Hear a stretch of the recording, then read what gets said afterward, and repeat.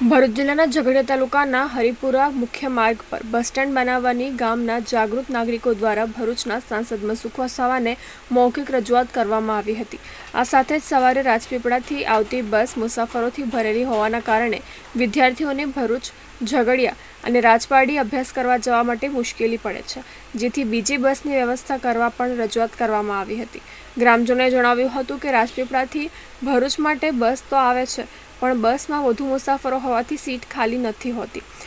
જેથી bus stand પર બસને ઊભી રાખવામાં આવતી નથી, જેને કારણે રોજ અપડાઉન કરતા હરિપુરા, રાજપરા,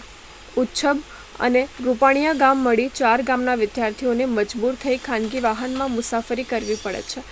જેથી વધુ એક બસ શરૂ કરવા માટે તેમજ હરિપુરા મુખ્ય માર્ગ પર બસ સ્ટેન્ડ બનાવવાની મૌખિક રજૂઆત કરવામાં આવી છે।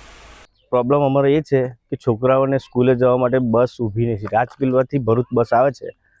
पण एमां बसो आवे छे टाइमे आवे छे, पण फूल थईने એટલે बस ऊभी रहती नहीं અને છોકરાઓને तकलीफ पड़े छे અને इको में जाए।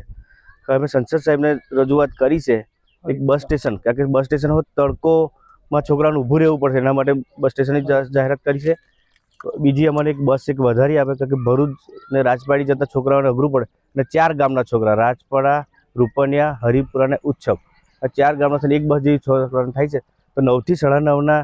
टाइम में अमने बस सेट करी आपे तो साहेब ने नम्र विनंती।